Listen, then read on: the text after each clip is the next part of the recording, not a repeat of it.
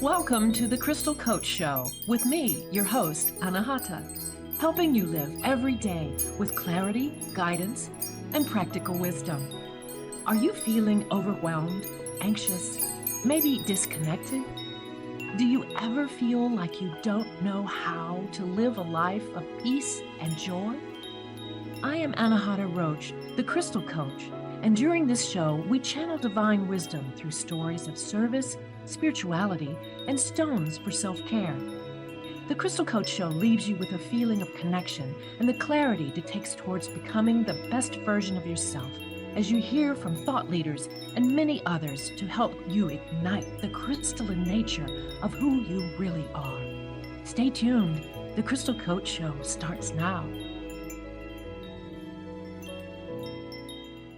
Hello and welcome to the Crystal Coach Show. I'm your host, Anahata, and today we have a real treat. We're going to talk crystals, all the time.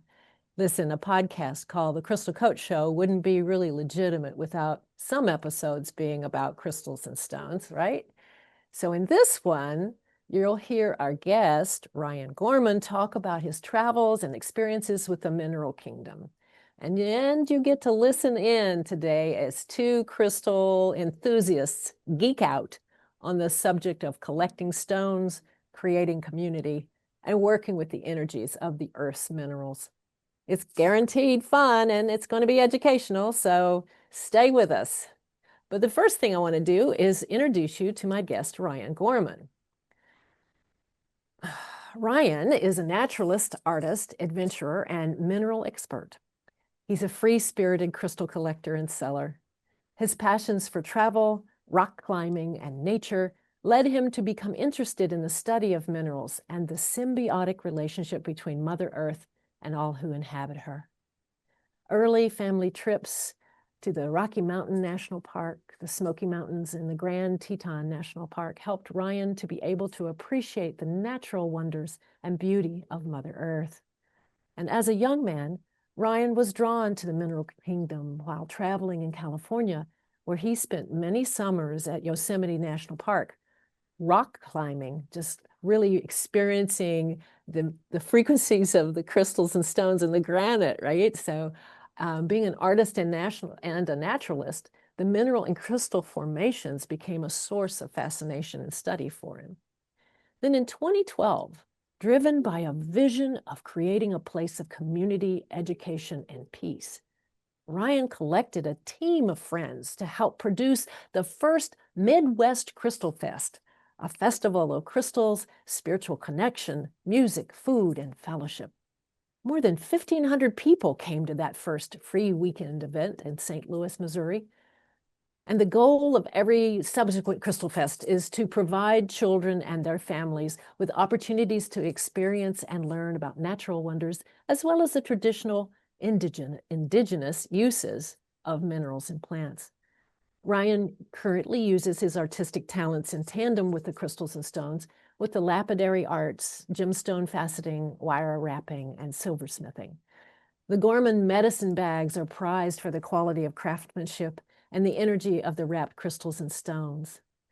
When he isn't off rock hounding, climbing, or gemstone prospecting, Ryan's native St. Louis is where he calls home, and he offers some of his crystal finds for sale at local gem and mineral shows, and also sells crystals and his medicine bags through Instagram at Blue Feather Minerals. Welcome to the show, Ryan. Thank you, Anna. I'm really happy to be here. I've been looking forward to being a part of your podcast for a while now. So yeah, it's very exciting to be here. Great, great. I felt really bad. I had my Gorman pendant, the one you made me after the first Crystal Fest. I had it. I was going to be wearing it. It's like, see, this is a prize, and it is prized. But oh, look, a bird! I forgot. Oh well. Listen, I want to start with your story about your awakening experience. You know, the Rocky Mountains, the Grand Tetons, Yosemite, Mount Shasta. You know, over the years we've known each other. I've heard a lot of different stories, but I'm really interested in if you can share with our listeners what was, how you kind of kept getting drawn into nature and minerals, and how you just started, like, it was the call of the earth and crystals. So you started studying those minerals and their chemical and metaphysical properties. Go. Sure, Anna. Um, my twin brother and I, we were both raised by my mom, and she was a single mom, so a lot of respect for her. And as we were growing up, she always liked to take us out to different regions of the country. Sometimes we would go east to the Smoky Mountains. Sometimes we go west to the Rockies. But as a young child, my brother and I, we were always really excited to be on the hiking trail. And, I'm a Taurus, which is an earth sign. So often, I would be really into the surroundings, but, a lot of my fixation was on the ground, looking at the trail and looking at all the cool rocks that were just like protruding out towards me. Because, as you're younger, you're a little closer to the ground. Sure. So yeah, early on, yeah, any mountain region we would go to, I just would be infatuated with the different, the colors and the feels and the textures of the stones on the trail. And then soon enough, I had to take some home, and then I had a box in the car. And then soon enough, my mom's like, you can't bring any more of those home, son. There's too many of them. We already got so many.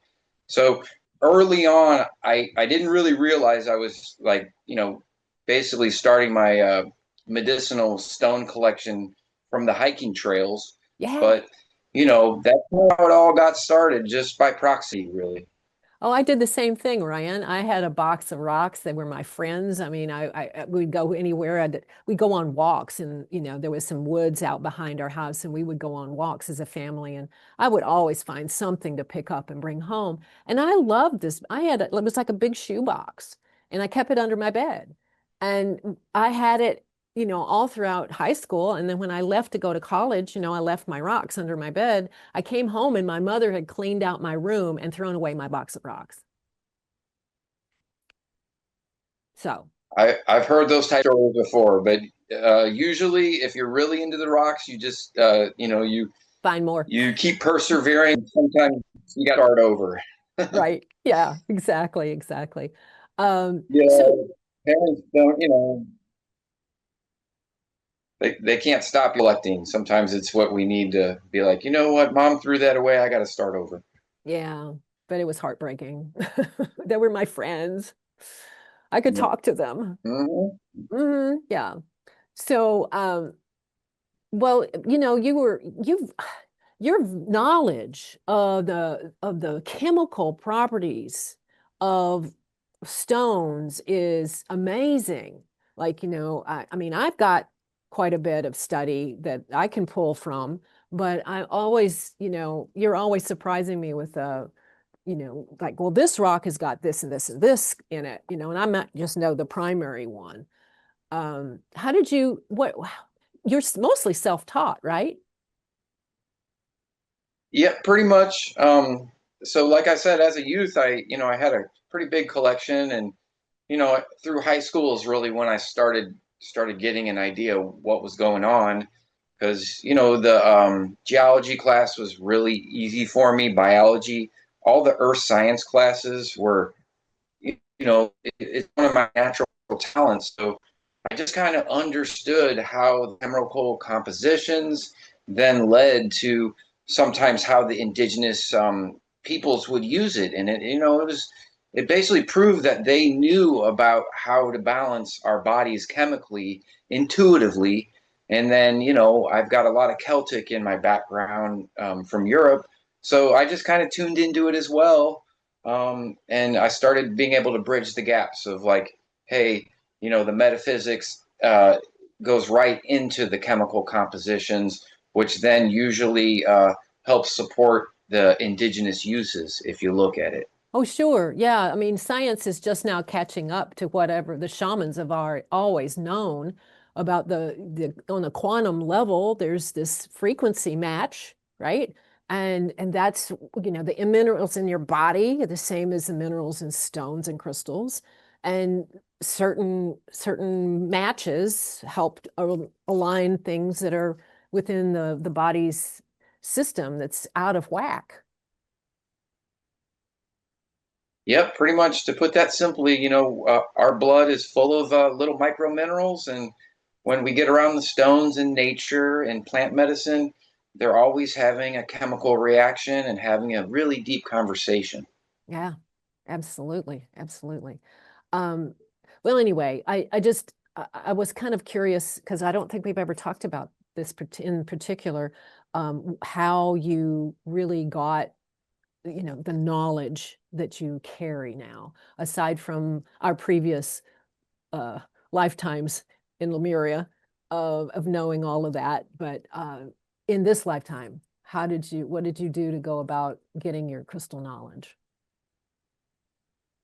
Well, so I don't know. In 2009, I moved back to St. Louis, and I had been collecting for a while seriously, but then I started looking at why I was doing it, and I started realizing that that's what probably some Celtic people intuitively do. We kind of, if you're a stone person, usually kind of like to balance your living area with stones, and then I would be balancing the outdoor herb garden. I'd put a little crystal under my basil and under my lavender and rosemary.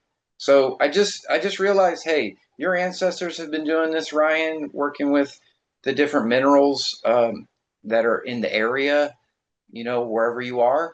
So then I realized, hey, you have that gift and you got it real, it comes in pretty strong. So I just started realizing, hey, this is what the Native Americans would say, hey, Ryan's a rock talker, A or rock talker. Ryan's, or Anna's a, yeah, Anna's a plant speaker. It's an example of us getting the whispers from that natural kingdom, and somehow through our channels we know what to do with it.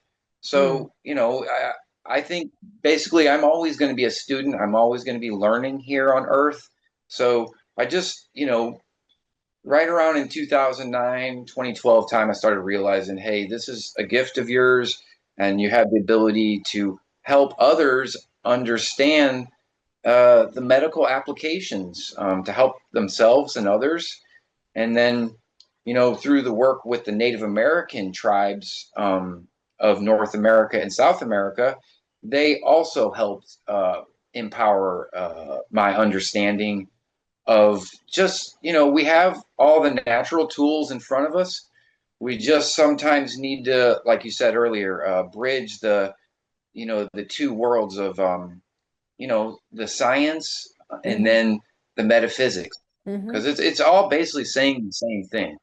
Right. And as I say, the shamans have always known that, but science is just now catching up to that. What was your first uh, book that you got and studied about crystals and stones? I think the first book I got a hold of was The Crystal Bible from Judy Hall. Yeah, I've had, yeah, I have that. That wasn't my first one. My first one was the Book of Stones with Nice. Naisha, yeah, Naisha Azian, who ended up being my teacher. Um, but then I also have Melody's book, Another good one. yeah, big one, Yeah, literally. all It's three it's of those like are, it's just this big, you know. What is it? What is it? Something of the earth, treasures of the earth. Or it's Melody's book. I think it's in, I'm I see it in my head. I can't read the title. I'm just yeah, blanking out on it's that. in there. But anyway, for those of you listening, those are books that are really good to start with, just to kind of give you a sense of the frequencies that crystals and stones can hold. And, but just like anything else, if you ask, like, for example, a beekeeper, you ask 2 beekeepers one question, you're going to get like maybe 5 answers. So there's no really one way to work with crystals and stones. It's just that you have to, the more knowledge you have, the more then you can then find that particular alignment for your own frequency. But I use the guidelines that Naisha gave me because actually she's my teacher. But I've also learned from another crystal teacher called Sarah Thomas, the Upper Clarity School, and she comes at it from the Dao, the Taoist kind of perspective. So the Chinese medicine aspect of it. And that's really fascinating too. So there's just so many ways that the mineral kingdom can work with us because we are part of her. Our physical bodies are part of her. So that's what resonates when we are here in body, in integrated soul body alignment. Using those frequencies of stones. We first met at a gem and mineral show. Was that your very first one?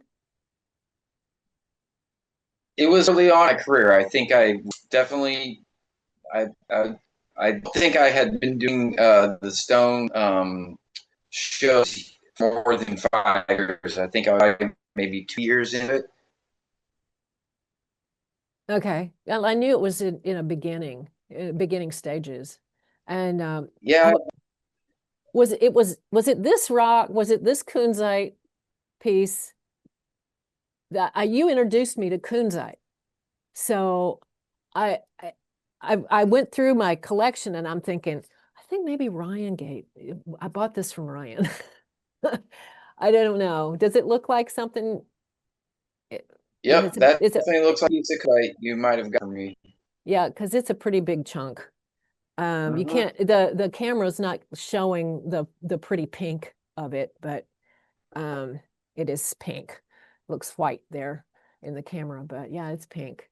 Anyway, that was the first time we met, and there was, your knowledge was really, it impressed me of how you were making recommendations and stuff.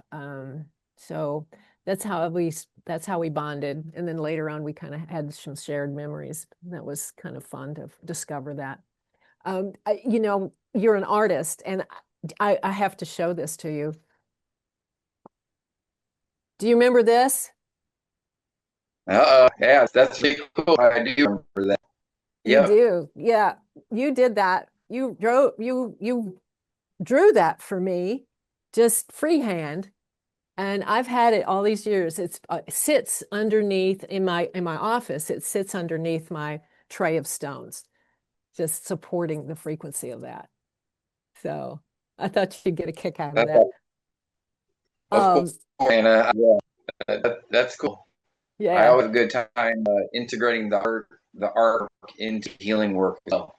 Yes, absolutely, and I knew it belonged in my healing space. So anyway, we're going to take a real quick break, and when we come back, we're going to start talking about how you transition from rock climbing to rock hounding, and where we're digging next. So don't go away. We'll be right back. Hey everybody, oh my goodness, we have got talk radio for all of it. Really, thank you for blazing the trail for women in talk radio and just being such an inspiration to me and so many other people. What you're doing is so awesome, and without people like you there to really step out of the box and go for it, I don't know if someone like me would have ever ended up here, but I'm so happy to be here. And I just want to thank you for everything you're doing. You're one of my major inspirations.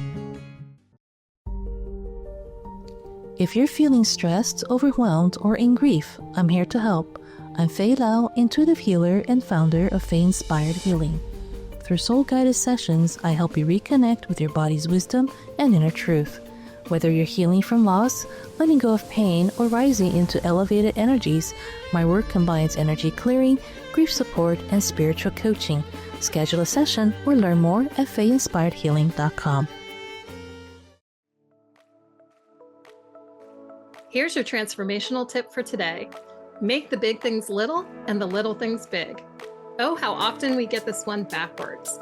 Catastrophizing things, making mountains out of molehills, using our imagination to worry instead of wonder, while simultaneously downplaying our accomplishments.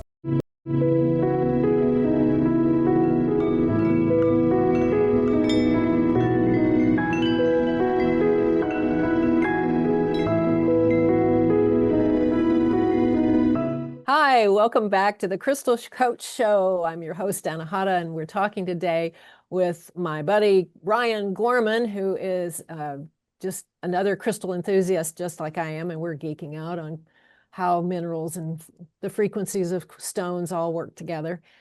And we've talked about Ryan's story about how he went from, just being fascinated with nature and really it expressed himself as with this kind of fixation on crystals and stones. And I have a similar story too, but we're going to kind of segue from that into how you go from rock climbing to rock hounding. Ryan, you were, spent all those summers in Yosemite going up the face, the sheer granite walls. How did you make that transition from being a rock climber to a rock hounder? It's a good story. So yeah, I'd love to talk about this one. For rock climbing, I kind of started getting into that in my teenage years. I started working at this outdoor shop called Alpine Shop, located at the time in Mr. Groves. And, they're hiking, backpacking, and climbing shop. So I started working there, and soon enough started getting into rock climbing pretty seriously. It was like main passion in my 20s. So pretty much almost every year in my 20s, I would go to Yosemite National Park to go rock climbing, and sometimes I would spend all summer there, just hanging out in the area and climbing on the boulders. And sometimes we'd go up the big walls and spend a couple days on the wall, just kind of hang out with on the golden granite and just do our best to enjoy ourselves in that. Like, it's just such a beautiful national park out there in Yosemite. So yeah, my 20s was pretty heavy in rock climbing, and I at that time I knew I loved rocks and I knew I loved hanging on to them, but I hadn't really gotten full-fledged into the the metaphysics at that point. So right around let's see, 2009, I moved back to St. Louis, and St. Louis doesn't have that many big rocks here. So I started kind of just getting into the local minerals that are found kind of near Potosi, the Jersey quartzes, and the stuff you'll find in creeks. So, fossils, the arrowheads.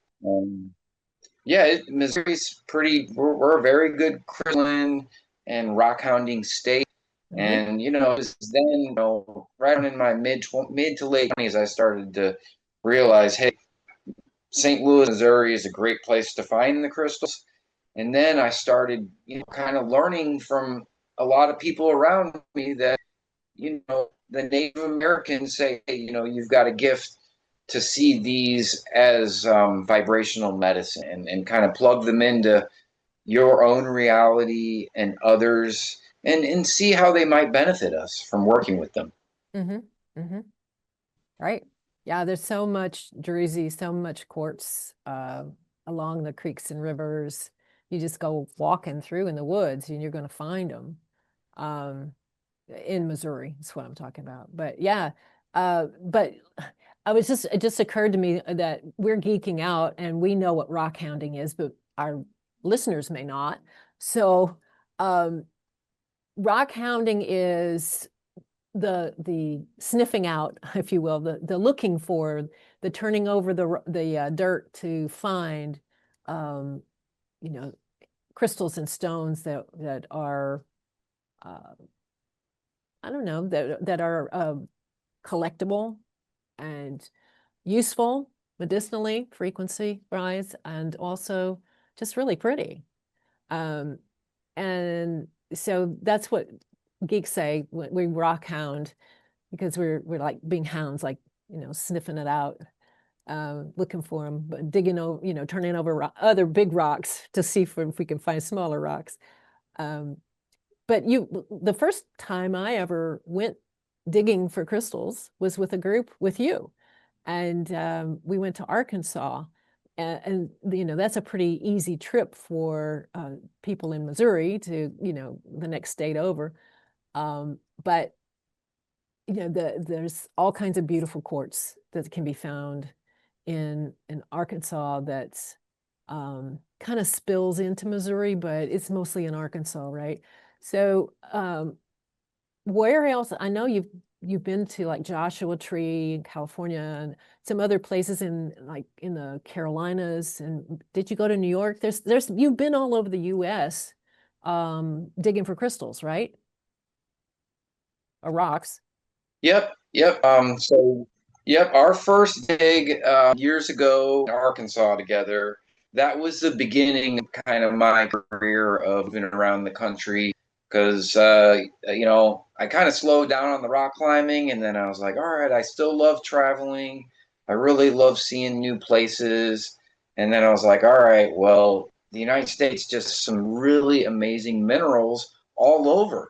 So yeah, once we went to Arkansas and kind of got tuned into the Ouachita Mountains, which, by the way, the Ouachitas, I believe, are one of the only mountain ranges full of quartz that run east-west in our country. So, you know, 7-hour drive south of St. Louis, you know, near Little Rock, you run into the Ouachita Mountains that run east to west, and they are literally just growing full of clear quartz crystals.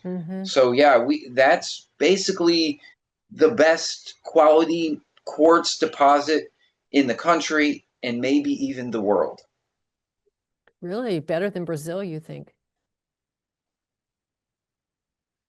So I do think, you know, clear quartz, Brazil does have a lot of that. So, you know, they're both very good deposits. They're different though. They've got different Me being an frequencies. American, most definitely. All quartz is going to have a little bit different frequency for sure, depending on where you may find it. And that kind of brings me to what you were touching on earlier. There's quartz that grows out in San Diego, you know, in the mountains of San Diego. And I've been there to dig crystals. The mine that I've been most frequently is called Ocean View, and that's in a place called Pala, California. And you know, we were talking about kunzite earlier. It's one of our favorite, you and I's favorite crystal frequencies.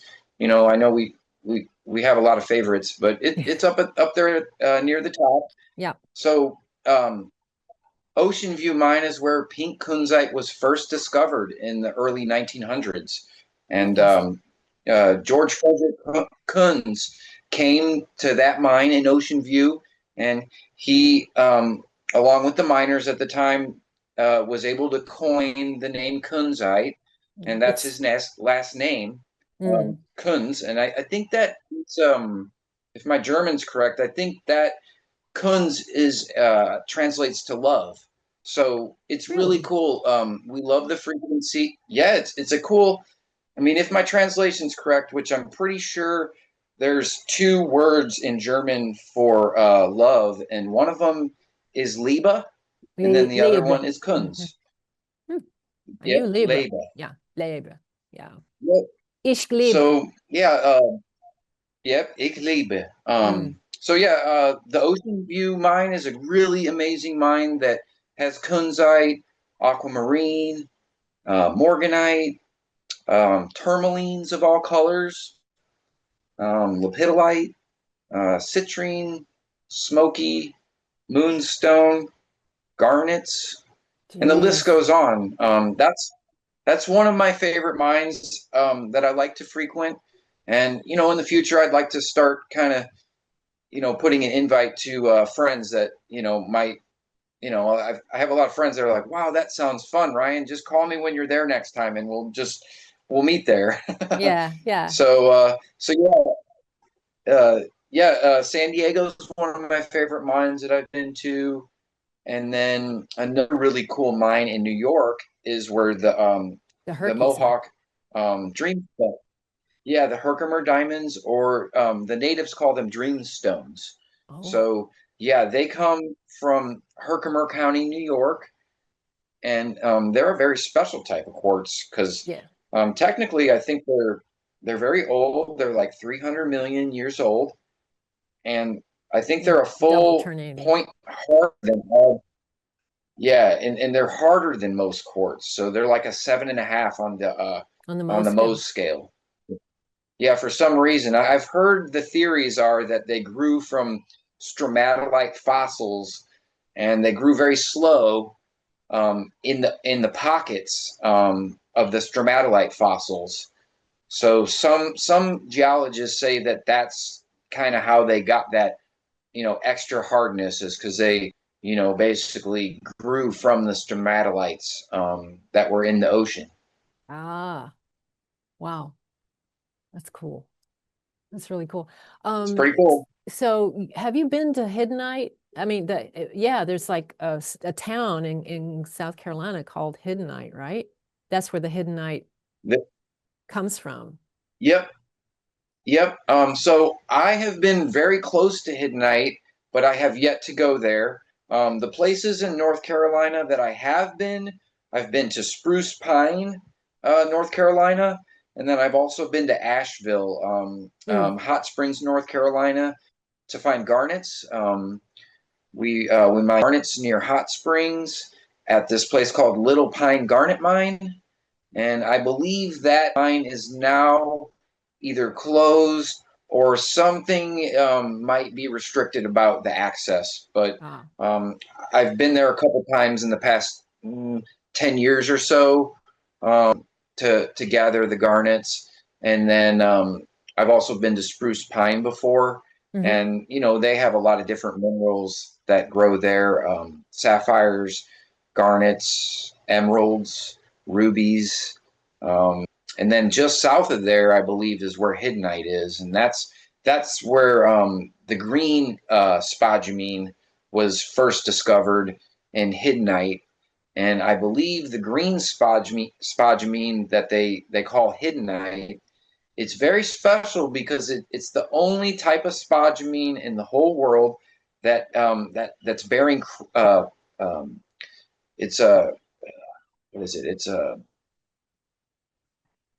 It's bearing chromium, and that's what brings that green Green. color out Mm. in the chromium. And I'm told that all the other green kunzites might fade in the sun, but the chromium for some reason does not seem to fade in the Hiddenite as much.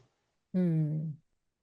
Yeah, I mean, kunzite and hiddenite, they're all, very much the same kind of mineral family. They're just different colors and different primary, like as you say, chromium in the kunzite, in the hiddenite, and then the manganese in the pink kunzite, right? Isn't that what makes it Yep, pink? The manganese? I believe so. Yeah. I believe So, so. yeah. So that's what makes, I mean, because that's what's so peaceful about this unconditional love. This is the highest frequency of the water element stones in my training. And yeah, I love kunzite. It's just really such a, it's like a hug. That and rose quartz are about, those are the ones I go to when I'm feeling down and I need a hug. I need a hug from from my mineral friends. Um, Yeah, so if you had a chance to go someplace else to dig, where would you want to go outside of the US? Wow, that's a very hard one. I kind of know the answer to that one. I probably would go have to visit my good friend Patrick Gunderson in Australia.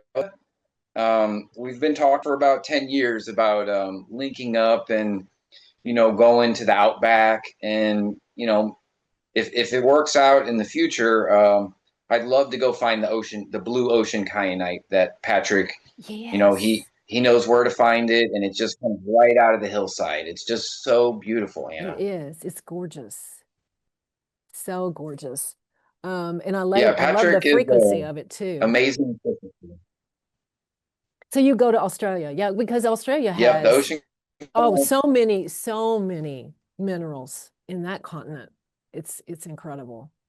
Um, they've got, well, there've been opals that have been found in North America, right? But the opals in Australia are Yep. the ones that are prized. Um, and Australian opal are pretty much, yeah, they're celebrated, I would say, and they're yeah. very stable. So they're a little more durable than most opals. Oh, really? Wow. Um, yeah, because Yep. I Yep. inherited an opal ring from my mother that she had bought for herself when she first started working in her 20s. So, yeah, she wore it almost every day. Well, towards the end of her life, she didn't wear it, but when I was growing up, she always had that on. So, she told me when I was 13 years old, she said, "Darling, someday this will be yours." So there was never any question with my two sisters who got the opal ring. But it was, of course it is. I got the opal ring because I'm the crystal coach, right? So, but yeah, my other two sisters wouldn't really have a clue about how to appreciate, the opal itself. It's a fire opal.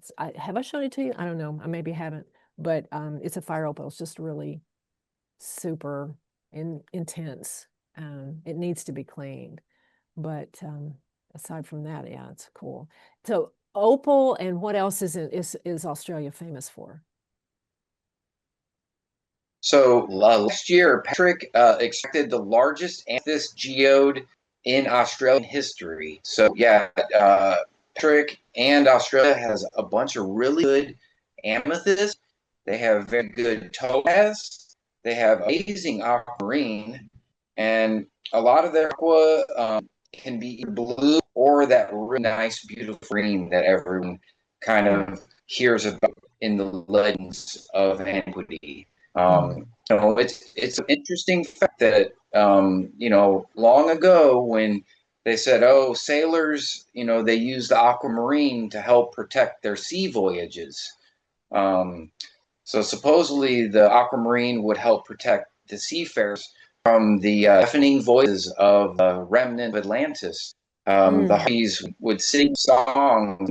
They would drive at sometimes drive the sailors overboard to their and they were down. And the only thing in antiquity that they figured out how to protect those sailors is they said you have to get a really nice piece of green aquamarine. Mm. Mm. Nice. We're having some extreme weather here, while we're recording, and so it could be that we're going in and out because of the lightning and thunder, messing with the Wi-Fi, but we'll keep going. Um, so let's talk a second about choosing and using stones. Let's talk rocks. I have a list of rocks that I give to somebody that's saying, well, if I'm just starting out, what do I need? And I always say you need to choose from what your body is drawn to, but there is like 5 or 6 that are just like a go-to starter, right? Um, I don't know what I do, but I'm curious about what you would recommend to say kiddos or well, just anybody that's crystal curious what would be good ones just to start with, just to work with from your perspective. Sure, Anna. So I've been working stones for a while, working with the properties for a long time. Sometimes it depends on the day that you would ask me the question, but I guess what I'll do is I'll just tell you how I started. Um, early on, I was probably 8 years old, and my dad gifted me a fossil of a little fern leaf, Oh, and I still have it to this day, and I consider it the benchmark of my collection because it's so earthy, Anna, and I love ferns, being a Celtic person, and I have Irish, so connection to the Emerald Isles and the ferny Fey realm. So yeah, I really like fossils. If you can find something really earthy, they're very supportive, and they help kind of form a foundation that you can move upward beyond that as like a 0 point. yeah, like the Nautilus, the spiral effect of the Nautilus too, as a fossil. Yeah. Yep, Um, amylites are great. Anything with that sacred spiral. yes, absolutely. Well, I was thinking, for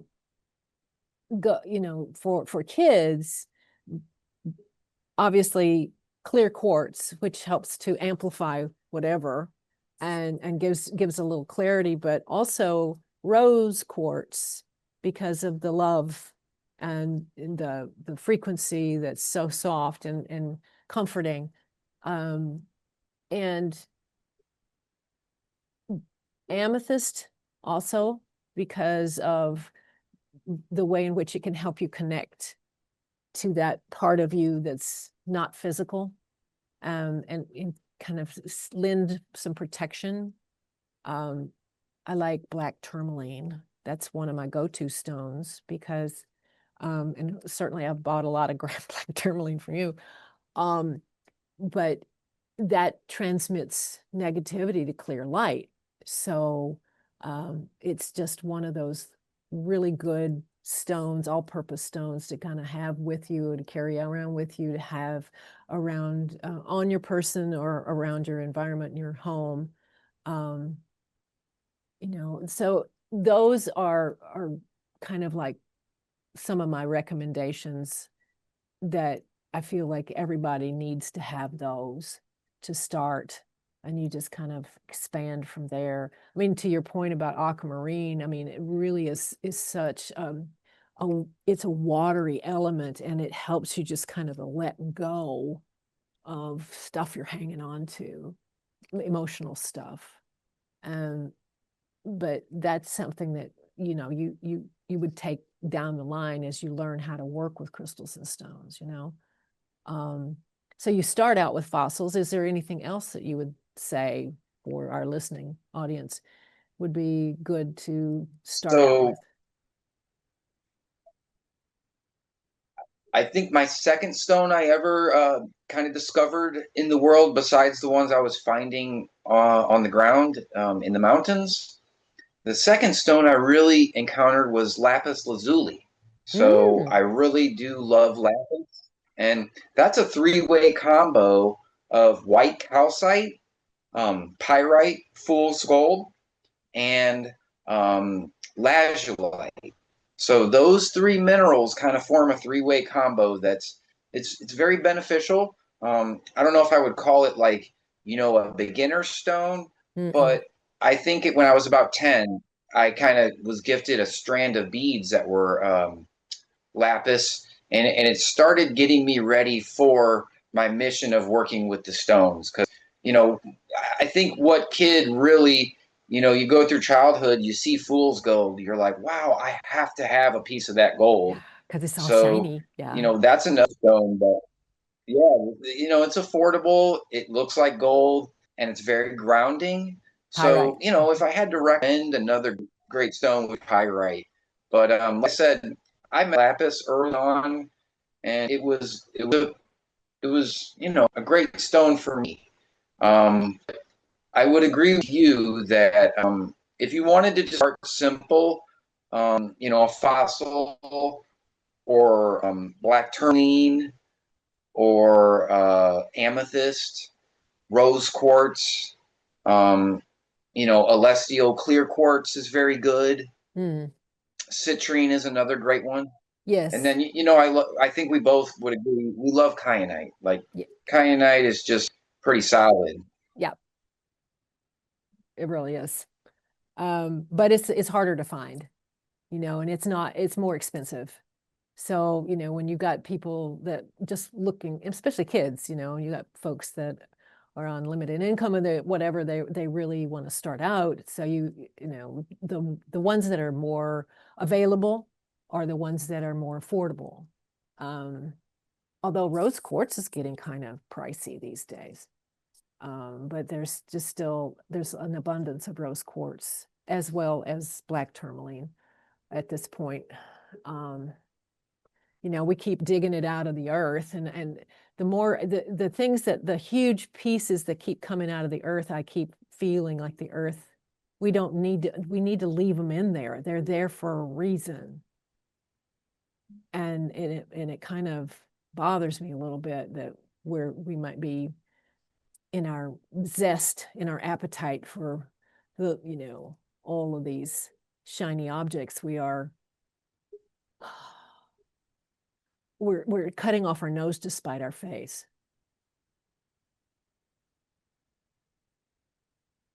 So in essence, I always listen to the ancestors and what they preach with almost anything, especially any type of medicine, whether it's plants, minerals, whatever you're working medicinal. You always, the best rules of thumb is to use balance. So Balance. it's very good, exactly. Balance, four directions. Our heart will always tell us we need, and something's upstairs. Our ego mind will be like, "Oh, I want to bring home the mountain," and I always tell myself if I'm thinking that way, I say, Ryan, that's not all going to fit in the car.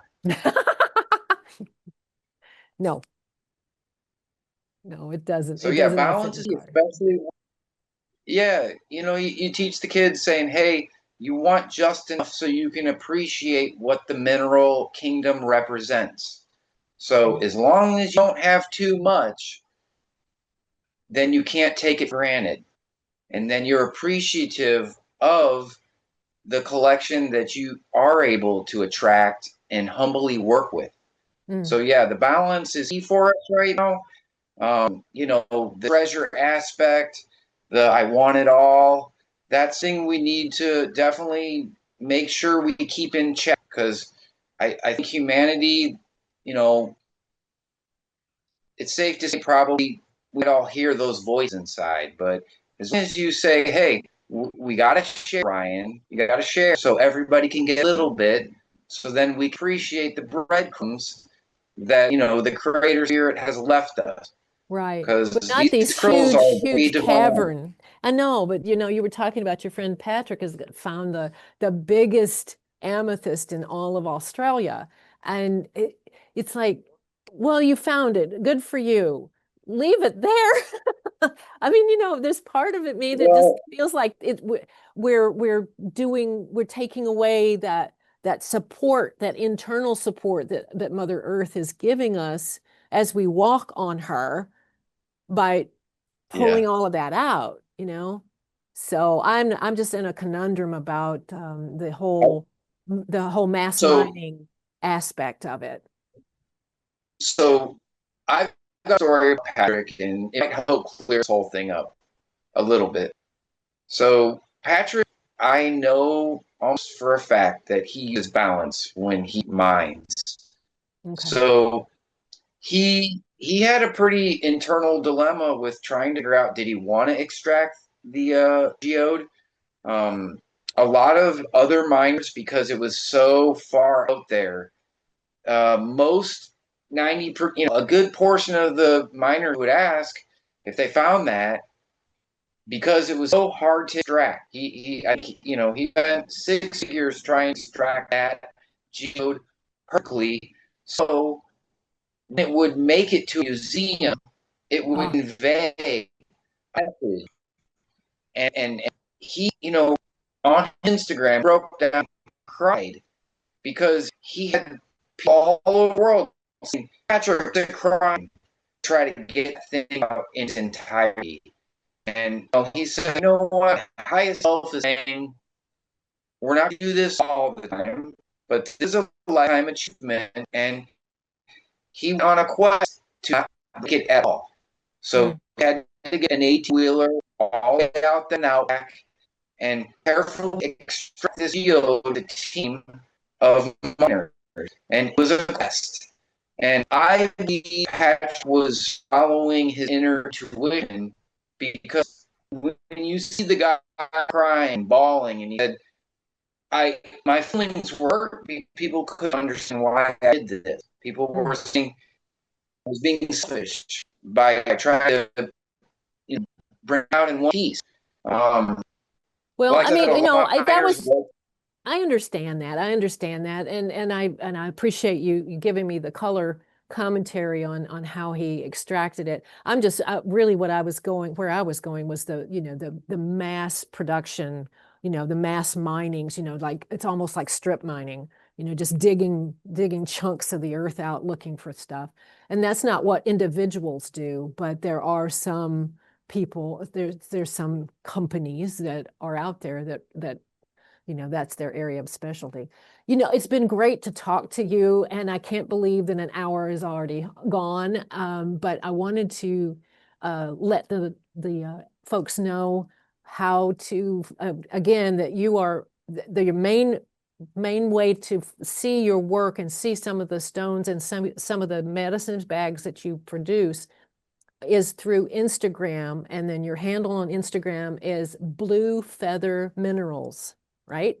And that's Yep. the way that they can reach you. They can, message you on Instagram and find you there and what you do. And I hope people will take time to check Ryan's page out, Blue Feather Minerals, and see the wonderful work that he does and some of the really beautiful specimens that he has for sale.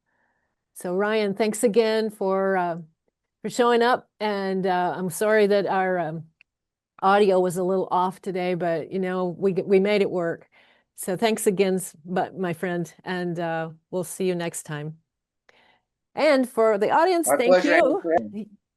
Thank you for being with us, and we'll see you next time on the Crystal Coach Show. Bye for now. You have been listening to The Crystal Coach Show, helping you live every day with clarity, guidance, and practical wisdom. With me, your host, Anahata. Tune in every first and third Monday at 10 a.m. Pacific Time on TransformationTalkRadio.com, where we channel divine wisdom through stories of service, spirituality, and stones for self-care. Feel connected and reside in the vibration of love on The Crystal Coach Show. For more information, and to become the best version of yourself, visit thecrystalcoach.com. That's thecrystalcoach.com. See you next time.